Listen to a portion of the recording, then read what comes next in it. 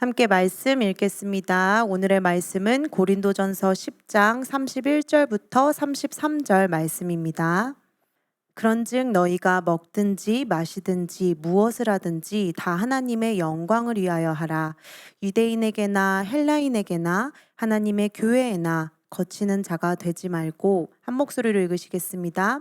나와 같이 모든 일에 모든 사람을 기쁘게 하여 자신의 유익을 구하지 아니하고 많은 사람의 유익을 구하여 그들로 구원을 받게 하라.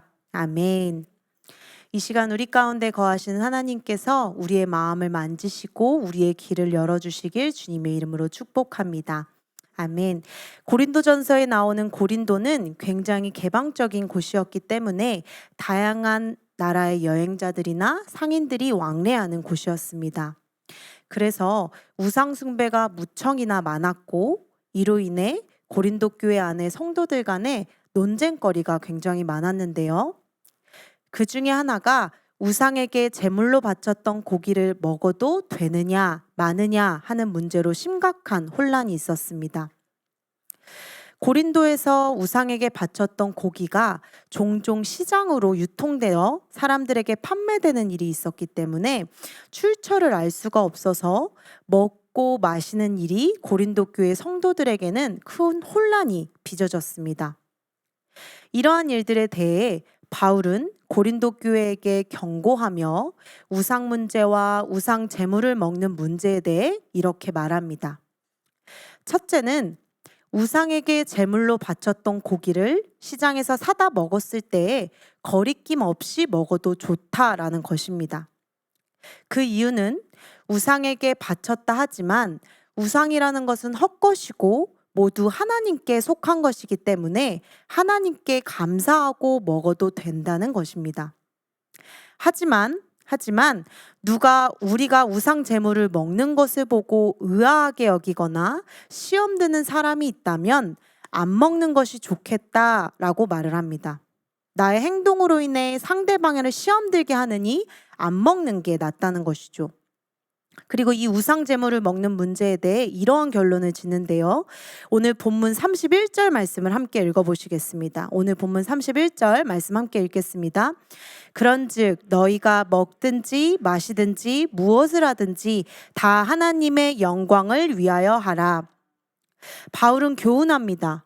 무엇을 먹느냐 마시느냐 하느냐가 중요한 것이 아니라 그것을 무엇을 위해 누구를 위해 하느냐가 더욱 중요하다고 말하고 있습니다. 이를 다르게 생각해 보면 우리가 먹고 마시는 것을 통해 하나님께 영광이 될 수 있지만 반대로 하나님의 영광을 가리는 일이 될 수도 있다는 것이죠. 사실 먹고 마시는 문제가 우리들의 삶 가운데 너무나도 중요하고 이것만큼 반복적이고 일상적인 일이 없습니다. 그런 일에도 바울은 하나님의 영광에 염두하고 살아야 된다고 말하는데, 이 말을 들으면 누군가는 너무 가슴이 답답해요. 내가 내 힘으로 할 수 있는 것이 단 하나도 없다는 건가요? 옥죄이는 것 같아요 라고 생각할 수도 있습니다. 하지만 생각을 바꾸면 옥죄이거나 간섭받는 일이 아니라는 것을 우리는 알 수 있습니다. 성도님들, 이 세상의 모든 만물은 목적 없이 존재하는 것이 단 하나도 없습니다. 만물은 하나님의 영광을 위하여 존재하는데 하나님이 인간을 창조하신 목적도 하나님의 영광을 위하여 창조되었습니다. 토기장이가 그릇을 만들 때 목적을 가지고 만들듯이 예수님의 피로 구원받아 하나님의 속함 받은 우리 역시 그분의 목적대로 사는 것은 당연한 것입니다. 우리의 삶의 목적이 나의 유익을 위함이고 또한 내가 원하는 것, 내가 기쁘다고 가치 있다고 생각하는 일에만 살아간다면 그것은 하나님의 목적대로 사는 것이 아니라 또한 전혀 유익하지 못한 삶이 되는 것이죠. 왜냐하면 저희가 이 세상에 만들어진 목적은 하나님의 영광을 위하여 창조되었기 때문입니다. 깜깜한 어둠 속에서 아름답다라고 표현할 만한 것이 있을까요? 깜깜한 어둠 속에서 아름답다고 표현되기 위해서는 빛이 반사될 때 아름답다고 표현될 수 있습니다. 하나님이 태초에 천지를 창조하실 때 가장 첫 번째로 만든 것이 무엇이죠? 빛이죠. 맞습니다. 가장 먼저 빛을 창조하셨습니다. 이 하나님의 빛은 우리에게 일시적인 한순간의 빛이 아니라 영원토록 영원한 빛이 되는 빛을 만드셨습니다. 하나님의 영광을 위하여 살라는 것은 빛의 근원이신 하나님의 빛을 반사하면서 살아야 되는 것입니다. 이 하나님의 빛은 아름답고 놀랍고, 또한 이 빛을 우리가 그 하나님의 빛을 이 땅에 널리 비추며 살아야 되는 것이죠. 그러면 우리들은 어떻게 이 빛을 빛내며 살 수 있을까요? 또한 우리는 어떻게 하나님의 영광을 위하여 살 수 있을까요? 인간은 자연과는 다릅니다. 자연은 그 모습 그대로 존재하면 되지만, 또한 인격이 없지만 인간인 우리에게는 인격이 존재하죠. 그렇기 때문에 우리가 하나님의 영광이 되기 위해서는 하나님이 주신 인격을 지키며 살아야 하나님의 영광이 되는 것입니다. 첫 번째로 하나님이 영광 받으시는 성도들의 모습은, 첫 번째로는 하나님이 주신 인격을 지키며 사는 삶의 모습입니다. 한 가지 예화를 들면, 로마에 가면 어느 대학 정문에 그 대학을 설립한 사람이 세워놓은 현판이 있는데 뭐라고 적혀 있냐면 After that what? 이라는 현판이 걸려 있다고 합니다. 거기에는 사연이 있는데, 이 대학을 설립한 사람이 청년 시절에 어떤 한 사람이 장학금을 준다고 해서 그 사람에게 갔는데, 그 사람이 장학금을 주기 전에 질문을 했다고 해요. 어떤 질문을 했냐면, 너는 왜 이 장학금을 받으려 하니? 이 장학금을 받으면 무엇을 하려고 하니? 라는 질문을 했다고 해요. 그러자 이 청년이 학교를 들어가려고 하죠. 공부를 열심히 하려고요. 그러자 그 사람이 또 이렇게 묻습니다. 그럼 그 다음에는 무엇을 하려고? 변호사 시험에 합격해야겠죠? 그럼 그 다음에는 무엇을 하려고? 결혼을 해야겠죠? 그럼 그 다음에는 무엇을 하려고? 아이를 낳고 행복하게 살아야겠죠? 그럼 그 다음에는 무엇을 하려고? 나이가 들면 늙겠죠? 그럼 그 다음에는 무엇을 하려고? 그러자 이 청년이 질문의 심각성을 느낍니다. 다음엔 무엇을 하려고? 나이가 들어 죽겠죠. 그러자 이 사람이, 아니 너는 고작 나이가 들어 죽으려고 이 장학금을 받는 거야? 라는 질문을 했다고 해요. 그리고 이 청년이 너무 그 말에 충격을 받아서 공부를 한 후 대학을 설립하고 그 대학 정문에 After that what? 이라는 현판을 세워놨다고 합니다. 성도 여러분은 지금 하는 일을 왜 하고 계신가요? 그리고 삶의 목적이 무엇인가요? 그리고 또는 앞으로 하려는 일을 왜 하려고 하는 건가요? 하나님께서는 이사야서 43장을 통해 또한 이렇게 말씀하십니다. 곧 내가 내 영광을 위하여 창조한 자를 오게 하라. 그가 내가 지었고 그를 내가 만들었느니라. 무엇을 하느냐가 중요한 것이 아니라 무엇을 위해, 누구를 위해 하느냐가 더욱 중요합니다. 아까 첫 번째 말씀드렸죠. 하나님의 영광이 되는 성도의 모습은 하나님이 주신 인격을 지키는 삶의 모습입니다. 하나님이 영광 받으시는 성도들의 모습 두 번째는 나의 유익이 먼저가 아닌 남의 유익을 먼저 생각하는 삶입니다. 저희 기독교 신앙은 절대 혼자 구원받고 천국 가라고 말하지 않습니다. 우리들에게 하나님이 말씀하옵기는 이웃을 사랑하고 내 이웃을 내 몸같이 사랑하라고 교훈하고 명령하고 계십니다. 한 실험을 살펴보았는데요. 동물 실험을 했다고 해요. 동물들을 모아놓고 또한 사람들을 모아놓고 거울을 앞에 갖다 놓으면 어떤 반응을 하는지 실험을 했는데, 지능이 낮은 동물들 앞에 거울을 세워놓으면 그 동물들은 그 거울이 자신의 모습인지 알지 못하고 다른 동물이 있다고 생각하고 으르렁거리거나 사나운 모습을 한다고 해요. 지능이 조금 높은 침팬지나 원숭이 같은 동물들 앞에 거울을 놓으면 그 동물들은 자신의 모습인 줄 알고 그 앞에서 장난을 치거나 웃는 모습을 했다고 합니다.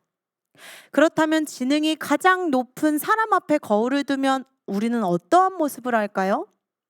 사람은 자신의 모습, 자신의 자아를 살피는 것이 아니라 그 거울을 통해 다른 사람이 나를 어떻게 생각하는지에 대한 도구로 사용한다고 합니다. 다른 사람이 내 모습을 어떻게 볼까? 나를 예쁘게 볼까? 나를 멋있게 볼까? 나를 깨끗하게 볼까? 하면서 옷을 만지기도 하고 화장을 하기도 하고, 사람은 자신의 모습 자아를 발견할 뿐만 아니라 다른 사람이 나를 어떻게 생각하는지, 다른 사람이 나를 어떻게 생각하고 이해하는지의 모습까지 생각한다고 해요. 그것을 바로 공감각이라고 합니다.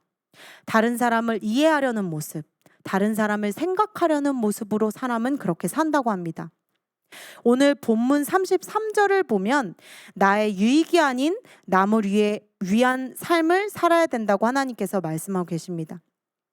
다른 사람의 입장에서 나를 생각하고 더욱이 다른 사람을 먼저 배려하는 공감각적인 믿음의 사람이 되라고 말씀하고 계십니다. 구원받은 성도의 삶은 계속해서 어떻게 하면 모두를 행복하게 할까, 기쁘게 할까, 어떻게 하면 이것이 많은 사람의 유익이 될까 하며 고민하는 삶이 되어야 합니다.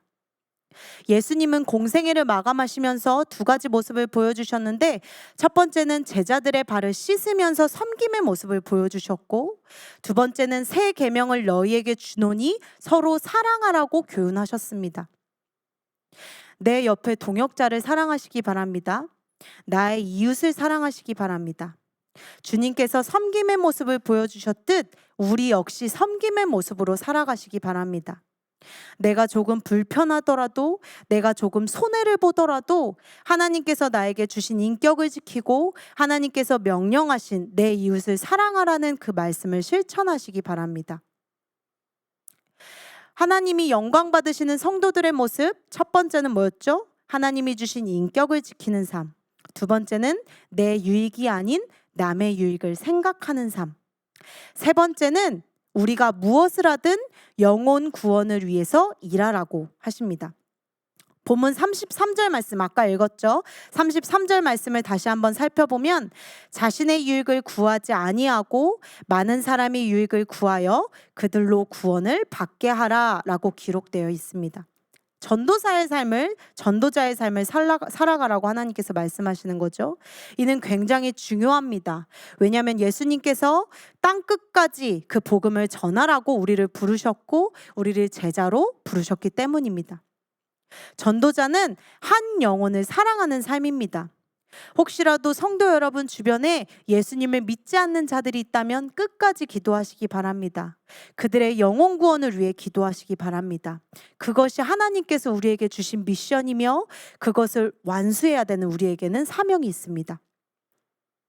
하나님이 원하시는 삶이란 하나님이 주신 인격을 지키고, 두 번째로는 남의 유익을 먼저 생각하고, 세 번째로는 영혼 구원을 위해 힘쓰는 삶이라고 지금 제가 말씀드리고 있죠.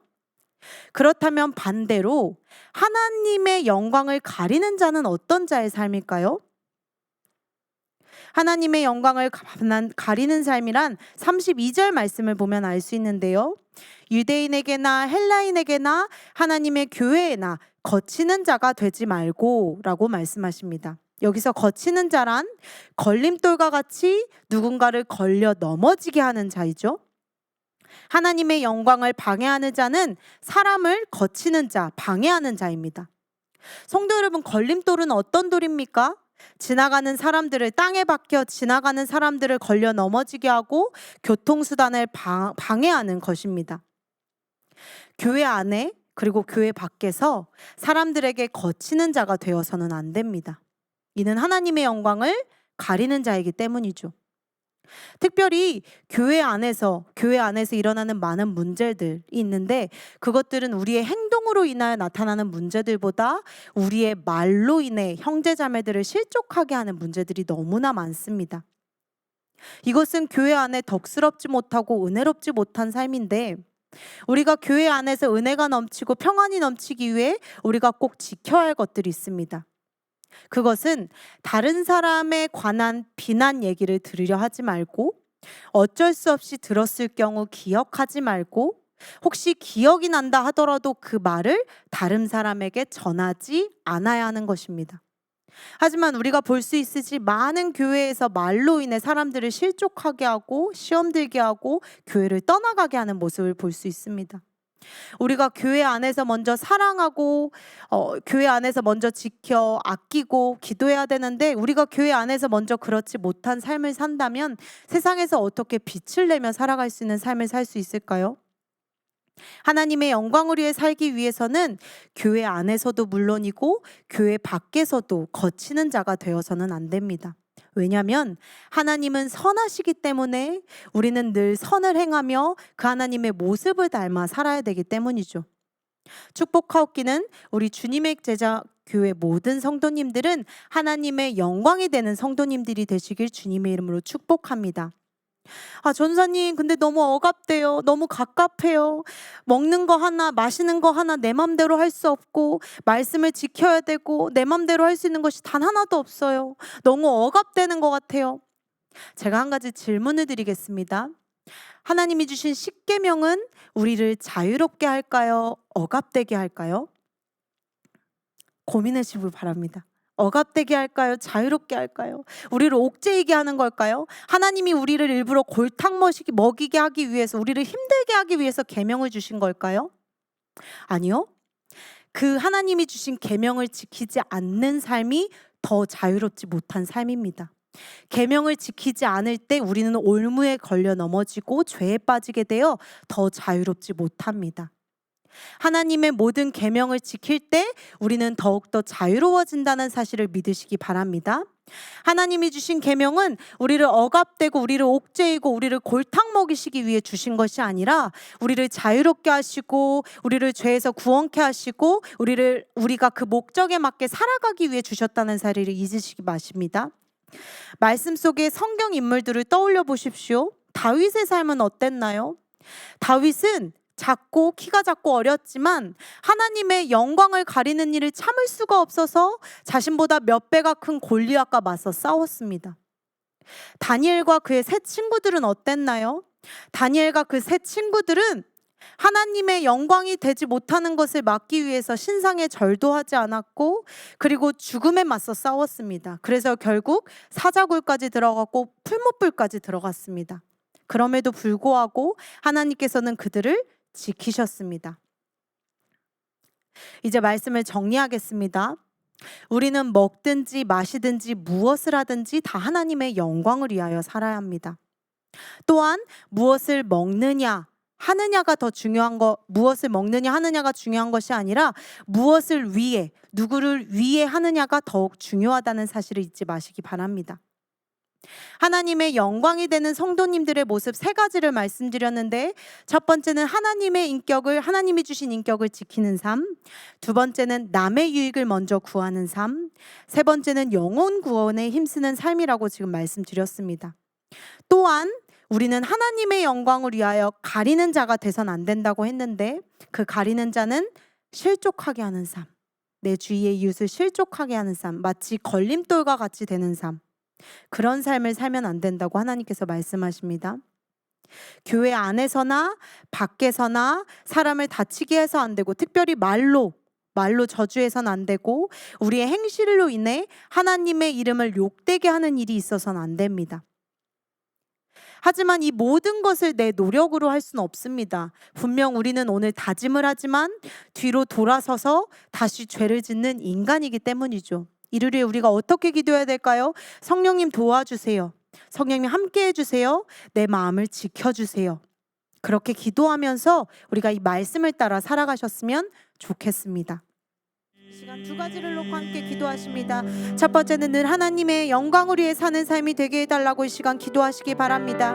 두 번째로는 성령님께서 동행하셔서 오늘 이 말씀에 우리의 다짐이 지켜지도록 우리의 마음을 주관하여 주시옵소서. 우리의 마음을 지켜주시옵소서. 이 시간 이 두 가지를 놓고 주여 함께 외치고 함께 기도하시겠습니다.